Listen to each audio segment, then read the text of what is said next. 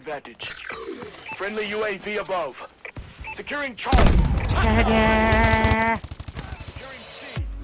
I thought that was quite a funny clip there with Dimes dying there. Sorry about that, Dimes. And I did know you were going to die then, I just had to see it happen. But guys, I've got not some news for you guys today, but some speculation, because people have been asking me, especially at my school, do you think PS3 support will stop soon?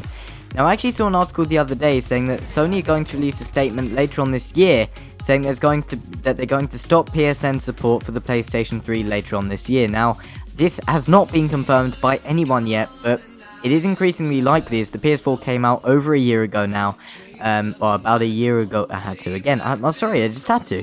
But you know, at the end of this year, PS4 would have been out for 2 years, and people would almost be expected to have upgraded by that time, by that stage at least. In my opinion, if it was going to stop, it would probably stop next January, so in about a year from now, because Sony would want to give people the opportunity to get PS4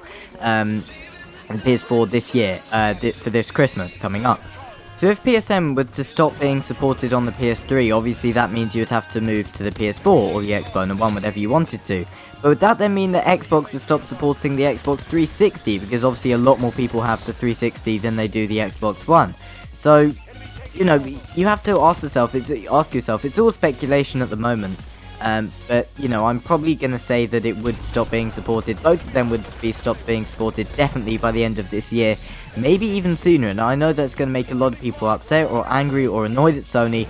But the fact is that they've got to spend money to keep these systems going, to keep PSN going for PS3. And it's a lot simpler if game developers could just make a game just for one console.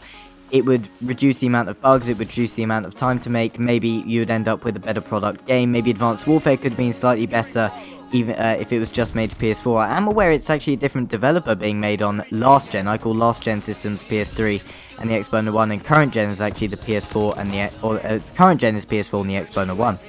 And obviously that means that games would stop being made for the PS3 as nobody would be playing it anymore, or very few people would be playing on it anymore, and also PSN would stop being supported. So would that mean obviously you wouldn't get a free console upgrade, but if you bought a game, say halfway through this year and it came out on the PS3, would you get a free game upgrade to the PS4? Obviously you guys know you can upgrade free game-wise if you have Call of Duty Advanced Warfare on the PS3 or the Xbox 360, and you've got a PS4 or the Xbox One, you could upgrade for free.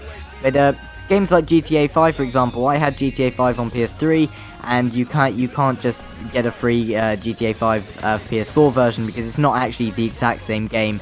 It's got different aspects to it. But GTA 5, in my opinion, should probably be about a £10 upgrade, which is, I don't know, $16, $17 probably upgrade if you had it on PS3 already. But you know, it'll be the thing, you won't get free game upgrades, you'll have to go out and buy the game on PS4 if it's released on the PS4. So this adds another dilemma. What if game developers only made a PlayStation 3 game? Would they then and it was a really popular release, would they then have to completely remake it for PS4? Or would they have to leave a year, like give a gap year, and then just make a game for the PS4, a newer version? And I don't know, there would be a lot of confusion if Sony would stop supporting PSN on the PS3, and also game developers would then no longer release PS3 games. I know many people wouldn't be happy about that, but in my opinion, business-wise, it is the correct decision to be made, because obviously, as I've already said, it costs a lot of money to keep PSN going on both systems, and obviously it's down a lot of the time. If it goes down, they've got to fix it, they've got to look into it for both PS3 and PS4. If there was only PSN for PS4, it would be a lot easier, therefore it wouldn't go down a lot of the time. And obviously there are already more people, I think, on the PS4 than there are PS3 online on PSN. So yeah, if the PS3 and the Xbox 360 were to stop being supported, business-wise it would be a good decision, but I'm not sure if many people would feel obliged to almost be forced to upgrade their consoles.